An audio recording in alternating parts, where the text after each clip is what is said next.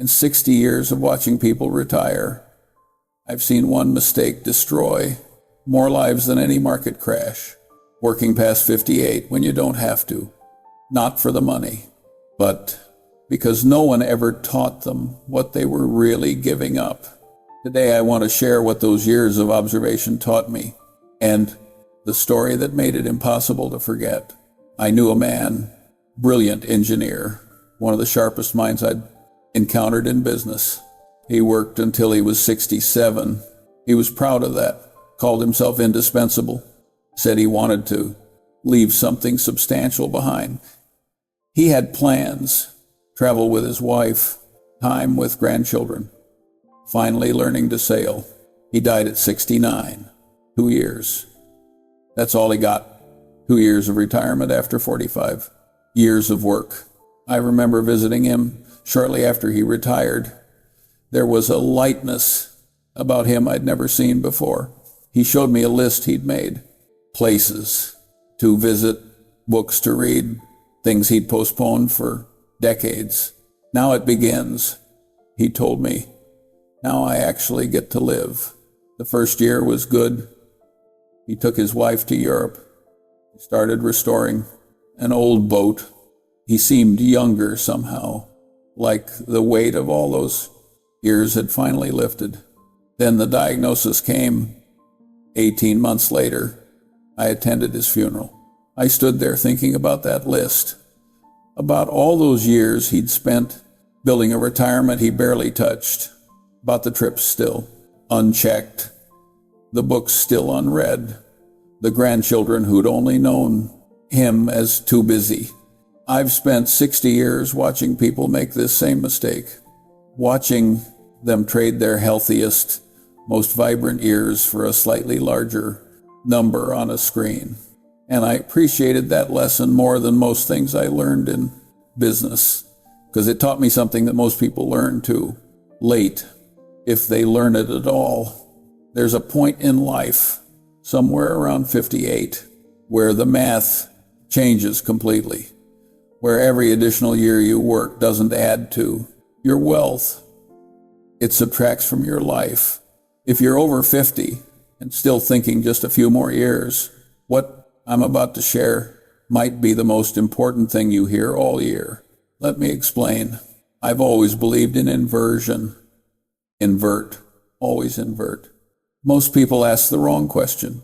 They ask, why should I retire at 58? That question leads to endless debates about numbers, withdrawal rates, and worst-case scenarios. Invert it. Ask instead what happens to people who don't retire when they could. I've watched this pattern for 60 years. The destruction follows. Predictable paths. First, their health collapses, not gradually, suddenly. The stress they've been absorbing for decades comes due all at once. Heart attacks at 63, strokes at 65, diagnoses that arrive just months after the retirement party. I knew a man, brilliant executive, ran a division of 400 people who worked until 66 because he wasn't ready to stop. 3 months into retirement, massive heart attack. Survived, but the retirement he'd imagined, hiking, travel, active, grandparenting, became impossible. The body keeps a ledger. It always collects what it's owed, usually with interest. Second, their relationships wither. I've seen marriages that survive 40 years of work fall apart in the first year of retirement. They'd become strangers, living in the same house, spent so long building careers that they forgot to build a life together. One man told me his grandson was afraid of him. I was never there, he said, just a stranger who showed up at Christmas. By the time I retired, he was a teenager who didn't need me anymore. His voice cracked when he said it.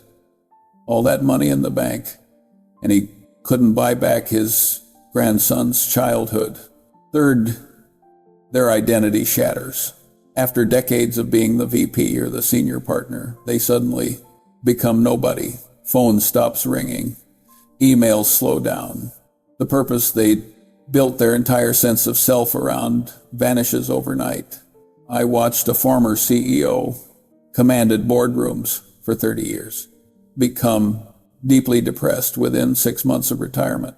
Not because of money, because nobody asked for his opinion anymore. Nobody needed his decisions. He'd spent his whole life being important. Suddenly he was just another old man at the coffee shop. And fourth, the cruelest one, they discover they have money, but no life left to spend it on. The trips they'd planned, knees can't handle them. The hobbies they'd postponed, no energy left. The grandchildren they'd watch grow up, already teenagers who don't need them. One woman told me she'd saved her whole life for a trip around the world with her husband. By the time they retired, he had Parkinson's. They never took the trip. We could afford it 10 times over, she said, but we couldn't do it. Not anymore. That's the inversion lesson.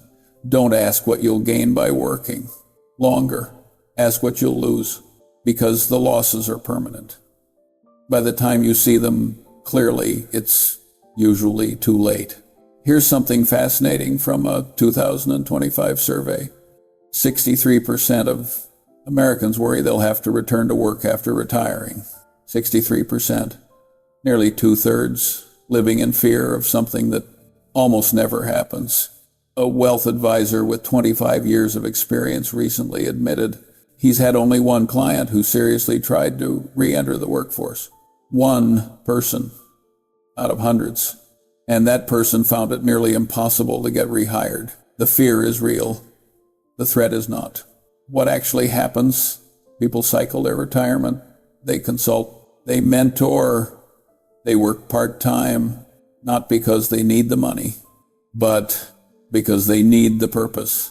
81% say retiring today is harder than it was for their parents. But harder doesn't mean impossible. It means different. The old model, work until 65, collect a pension, die at 75, is gone. Today you might retire at 58 and live another 40 years. Life expectancy was 75 in 1987. Now it's approaching 80. Smart advisors plan, assuming you'll live to 100. That's not a crisis. That's an opportunity, but only if you understand what you're actually afraid of. And here's the paradox that proves it's not about money. Even people with millions still worry they'll run out. The scarcity mindset doesn't care about your account balance. It cares about your identity.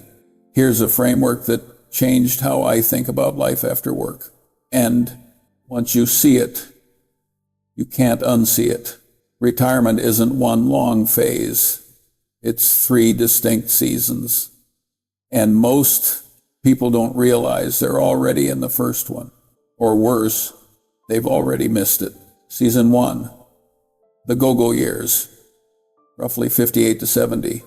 This is your prime retirement window. The golden years that actually feel golden.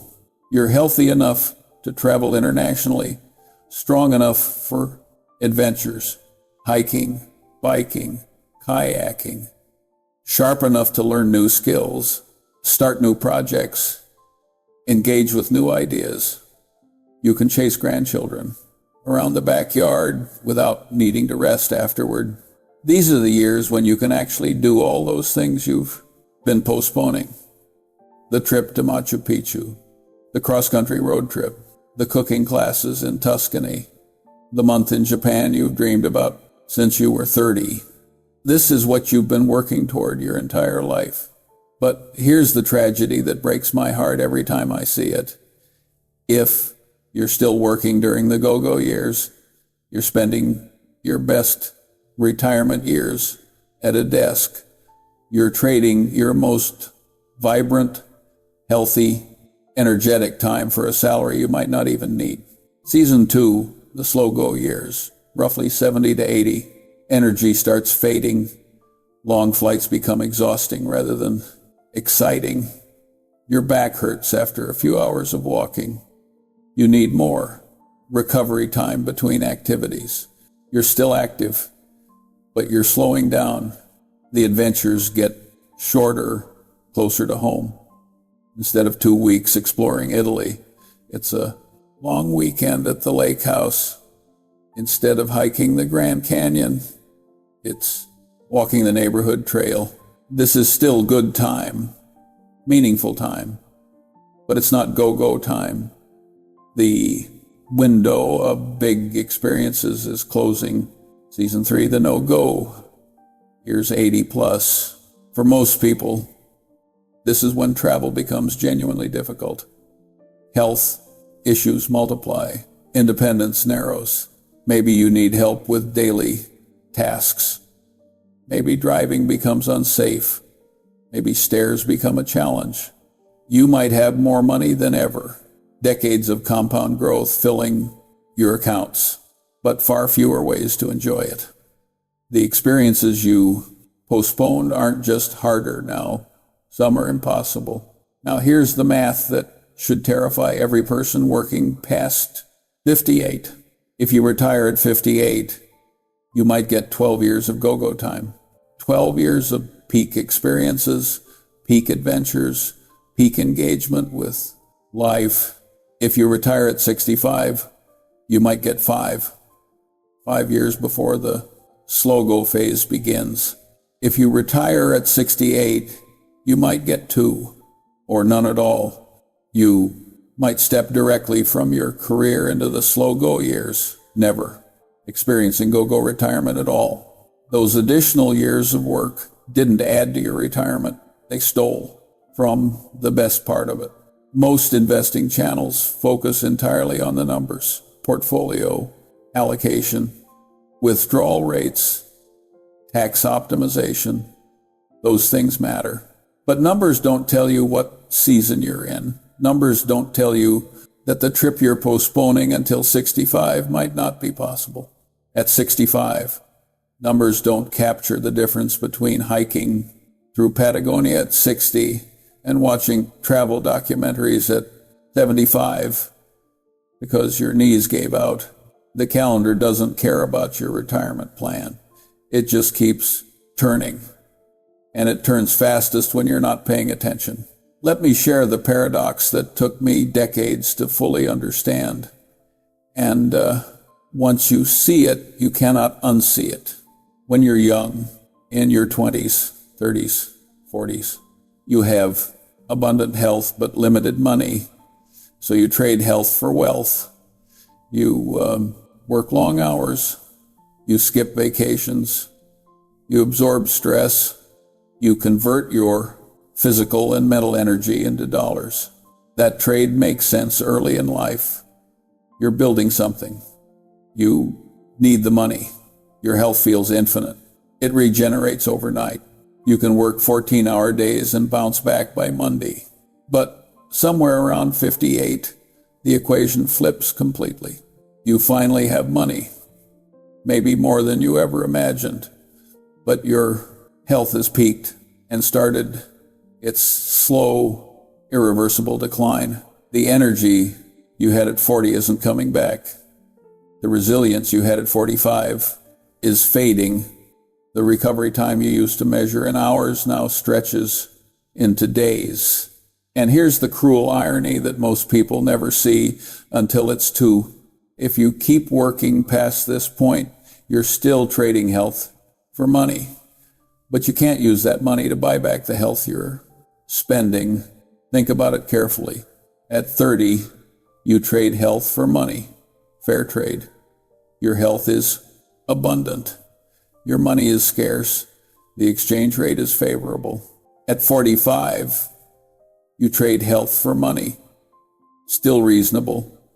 You're building towards something. You have a purpose. But at 60, at 62, at 65, you're trading health for money you may never spend, for experiences you may never have, for a retirement that keeps shrinking while your account balance grows. That's not a trade. That's a tragedy happening in slow motion. I watched a man work until 64 because he wanted to maximize his Social Security benefit. Perfectly rational from a financial perspective. He'd get several $100s more per month by waiting.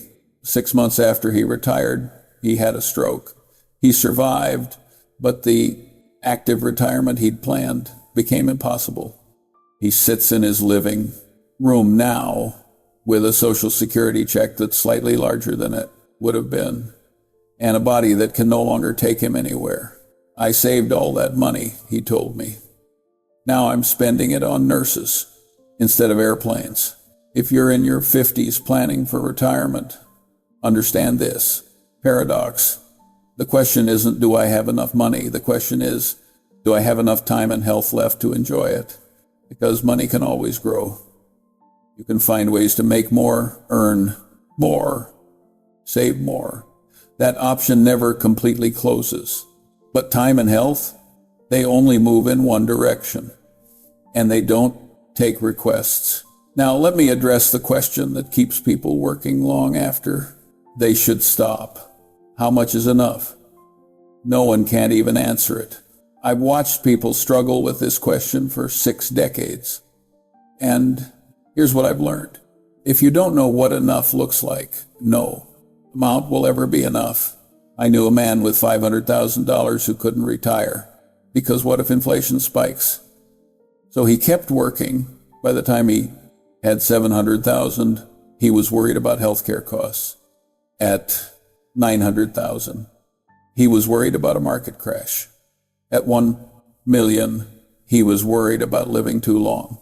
The number kept moving. The fear kept growing. And the years kept passing. I knew another man, similar situation, who retired at 59 with $400,000 and a small pension. Is it enough? I asked him. It's enough for the life I want to live, he said. And I'd rather have that life now than a bigger pile later. Last I heard, he was 73, still healthy, had traveled to 30 countries, and never once regretted his decision. Do you see the difference? The first man was optimizing for security. The second was optimizing for life. The first man never found enough. The second man decided what enough meant for him, and then stopped. Here's my recommendation. Enough is not a calculation. It's a decision. At some point, you have to look at your resources, your savings, your pension, your Social Security, your reduced expenses in retirement, and make a choice. You have to say, this is enough. More money will not make me happier, but more time might. Here's a question I ask people who struggle with this. If you had twice as much money, would you actually live differently? Most people, when they're honest, say no. They'd live in the same house, drive the same car, eat at the same restaurants. The extra money would just sit there, growing a security blanket they'd never use. But if they had twice as much time that they'd use every single day of it, the people I've watched struggle most in retirement aren't the ones who had too little money. They're the ones who could never define what enough meant to them. They spent their whole lives building a bigger pile without ever asking what the pile was for. And when they finally stopped working, if they stopped at all, they often discovered that the pile couldn't give them back what they'd sacrificed to build it. Here's an objection I hear constantly. I would retire, but the market looks uncertain right now. Or I'm waiting for interest rates to come down. Or I'll retire after the next election. Let me be direct. This is fear disguised as prudence. The financial climate is always uncertain. There's always a reason to wait. In 60 years, I've never seen a moment when everyone agreed it was the perfect time to retire. Here's what 60 years taught me. If you're waiting for the perfect conditions to retire, you'll work until you die. The question isn't whether the market is up or down. The question is whether your plan is solid enough to survive whatever the market does. A well-built retirement plan doesn't depend on market timing. It depends on diversification, reasonable withdrawal rates, and flexibility to adjust when conditions change. The people who retire successfully aren't the ones who picked the perfect moment. They're the ones who built a plan that could handle imperfect moments. Most retirement advice focuses on portfolio allocation and safe withdrawal rates. That matters, but it's not what keeps people working past 58. What keeps them working is fear. And fear will always find a reason to wait. At some point, you have to decide, am I waiting for the right conditions, or am I just afraid to stop? Speaking of fear, let me tell you what actually keeps people working past 58. It's rarely about money, at least not the way they think. After 30 or 40 years of work, your job isn't just your income. It's your identity, your title, your daily structure, your sense of purpose, your social network, your reason to get dressed in the morning. When someone asks, what do? You have an answer. You know who you are. You have a place in the world. Retirement threatens all of that. And that threat is far more terrifying than any spreadsheet projection about running out of money. I've watched executives break down not because they ran out of money, but because they no longer knew who they were without their job. They'd spent decades being the CEO or the partner or the expert. Their self-worth was completely wrapped up in their professional identity. And suddenly, they were just a person, a retired person, someone who used to be important. One man told me he spent the first 6 months of retirement feeling like a ghost. I'd go to parties and people would ask what I do, he said. I'd say, I'm retired. And you could see them lose interest immediately. I used to be someone people wanted to talk to. Now I was just another old guy. That loss of status, of relevance, of importance, it's devastating. And many people stay working specifically to avoid facing it. Here's what most advice misses. The income from work isn't just financial, it's psychological. And replacing the psychological income is often harder than replacing the paycheck. Many people stay working not because they need the salary, but because they need the structure. They need someone to tell them where to be and what to do. They need to feel needed. I knew a woman who kept working until 68, even though she could have retired at 60. When I asked why, she was honest. I don't know who I am without my job. I'm afraid to find out. That's not a financial problem. That's an existential one. That's why retirement planning can't just be about money. It has to be about meaning. What will you do with your time? Who will you spend it with? What will give you purpose when the job is gone? What will you say when someone asks what you do? If you don't answer these questions before you retire, you'll either stay working forever, or you'll retire and discover that having time and money doesn't automatically create a good life. The people who thrive in retirement aren't the ones with the biggest accounts. They're the ones who built an identity beyond their job title. They have hobbies they're passionate about, relationships that don't depend on professional networking, projects that excite them independent of any paycheck. Start building that identity now. Don't wait until you're forced to find it. Let me be specific about what you're trading when you work past the point of enough, because these aren't abstract concepts. They're irreversible losses that no amount of money can undo. One time, this sounds obvious, but people don't feel it until it's gone. Every day you work after 58 is a day removed from your retirement. It doesn't roll over. It doesn't accumulate interest. It doesn't wait for you in a vault somewhere. It simply vanishes. I've watched people sacrifice 3 years of retirement to add an extra $100,000 to their account. That's roughly $33,000 per year of life traded. Is that a price you'd consciously pay? Most people wouldn't, but they pay it anyway without ever doing the math. 2, health.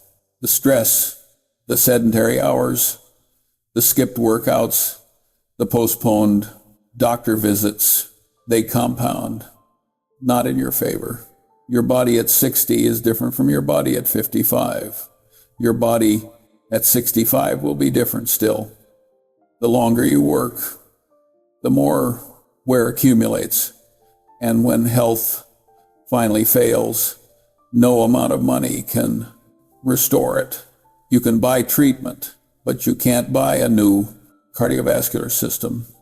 You can pay for physical therapy, but you can't purchase the knees you had at 50. I knew a man who worked until 66 to fully fund his retirement. Healthcare. Ironically, the stress of that extra work contributed to the heart condition that now consumes most of his healthcare budget. 3, relationships. Your spouse is aging too. Your children are building their own lives. Your grandchildren are growing up faster than you can believe. Every year you're at work is a year you're not deepening these connections. And relationships that wither from neglect don't always revive when you finally have time. Some damage is permanent. I've seen couples who had nothing to say to each other after retirement. They'd spent 30 years being roommates who worked, not partners who lived. By the time they had time for each other, they'd forgotten how to be together. 4, experiences. The trip to Japan you'll take someday, your knees might not allow it at 70. The sailing lessons you've always wanted, your reflexes, might not be quick enough at 68.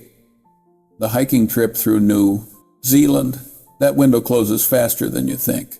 Experiences have expiration dates that money can't extend. I've lost count of the people who saved for decades for dream trips they could never take.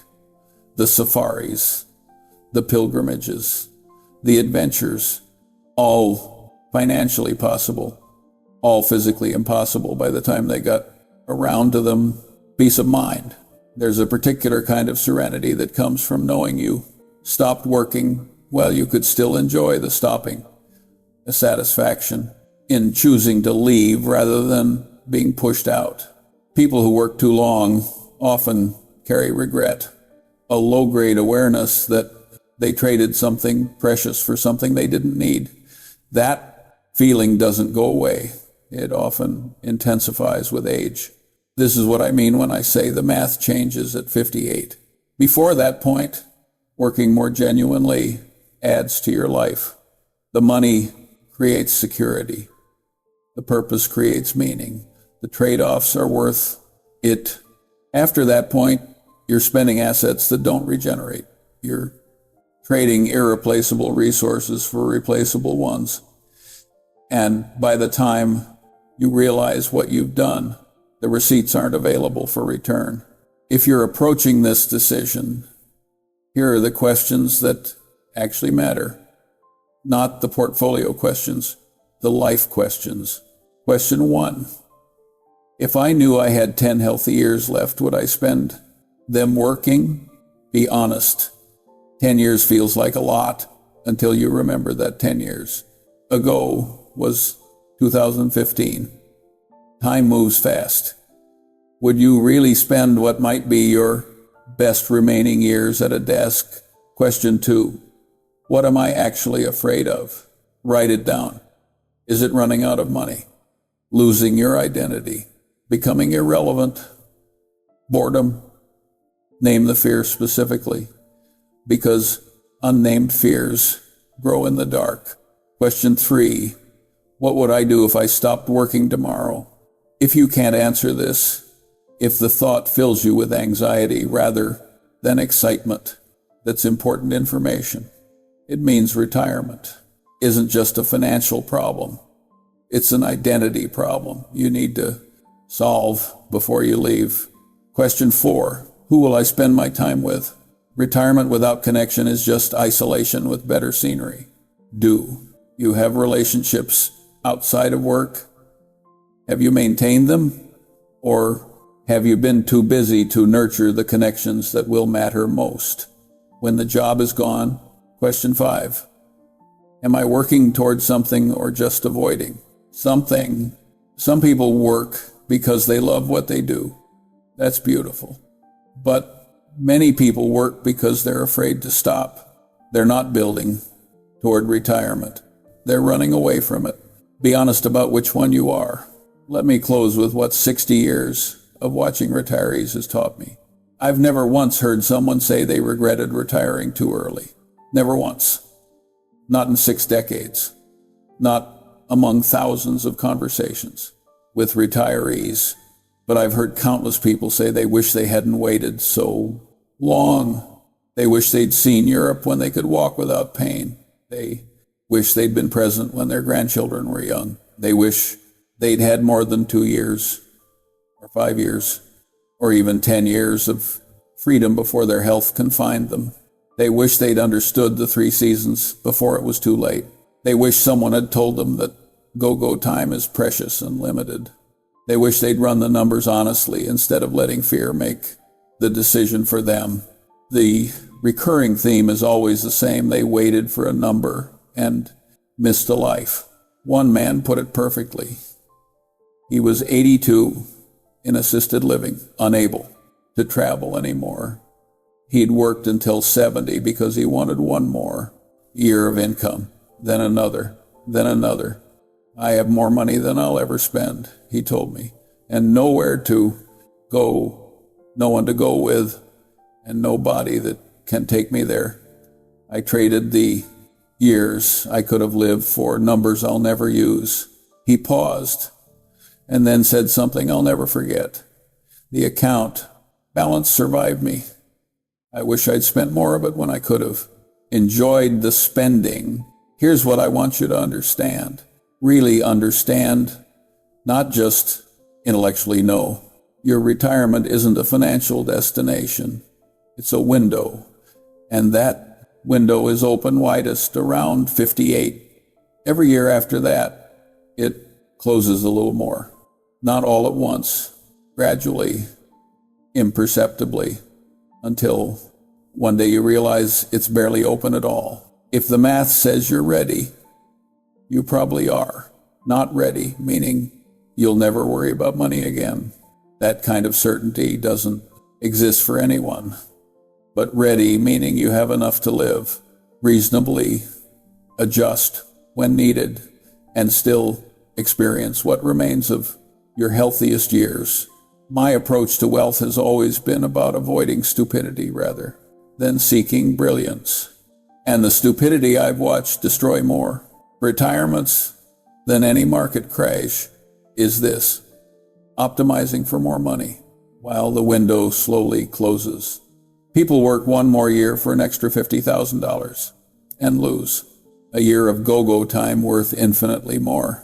People delay retirement until the perfect moment and discover there is no perfect moment, only moments that pass while you're waiting. People save for a retirement they never take and leave behind full accounts and empty lives. The goal was never to die with the biggest account balance.